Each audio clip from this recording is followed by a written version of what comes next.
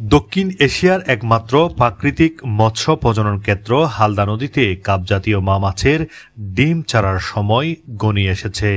এরই মধ্যে নদীতে বেড়েছে মা মাছের আনাগোনা।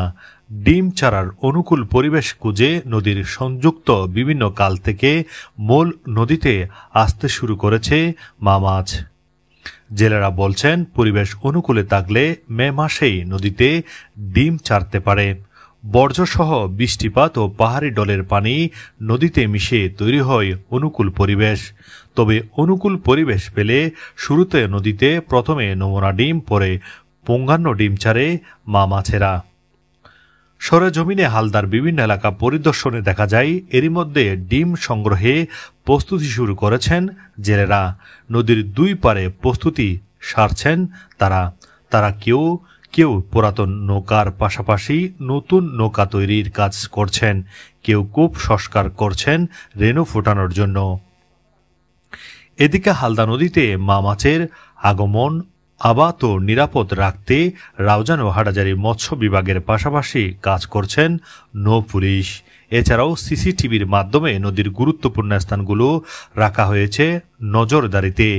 এসব তথ্য নিশ্চিত করেছেন রাউজান উপজেলা সিনিয়র মৎস্য কর্মকর্তা আলমগীর হোসেন আজাদি।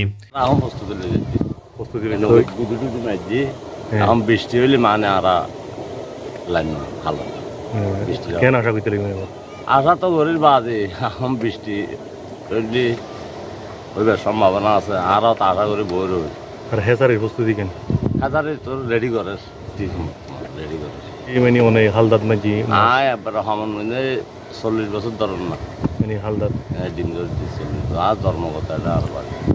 হালদা গবেষক ডক্টর মোহাম্মদ শফিকুল ইসলাম জানান, হালদা নদী দক্ষিণ এশিয়ার একটি অন্যতম প্রাকৃতিক মৎস্য প্রজনন কেন্দ্র। এই নদী থেকে প্রতি বছর প্রাকৃতিক প্রজনন মৌসুমে কাপ জাতীয় মা মাছের নিষিদ্ধ ডিম বা ডিম বানু সংগ্রহ করা হয়। বর্তমানে হালদায় শুরু হয়েছে মেজর কাপ জাতীয় মা মাছের প্রাকৃতিক প্রজনন মৌসুম। স্থানীয় ডিম সংগ্রহকারীরা ডিম সংগ্রহে বিভিন্ন ধরনের পূর্ব প্রস্তুতি নিয়ে ব্যস্ত সময় শেষ করছেন। পাশাপাশি সরকারি হ্যাচারিগুলোতে চলছে ডিম ফোটানোর পূর্ব প্রস্তুতি।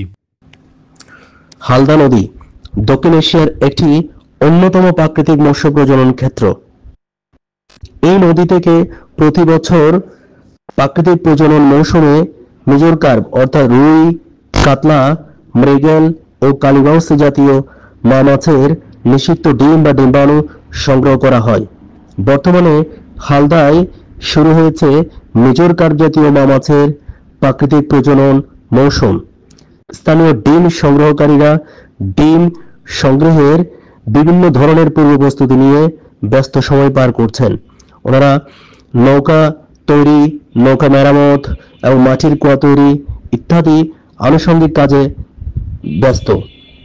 পাশাপাশি হালদা পাড়ের সরকারি হ্যাচারিগুলোতেও চলছে ডিম ফোটানোর পূর্ব প্রস্তুতি।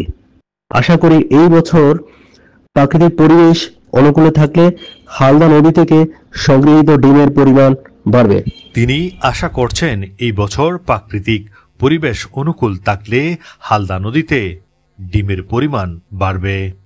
আমির হামজা, বিহঙ্গ টিভি, রাউজান, চট্টগ্রাম।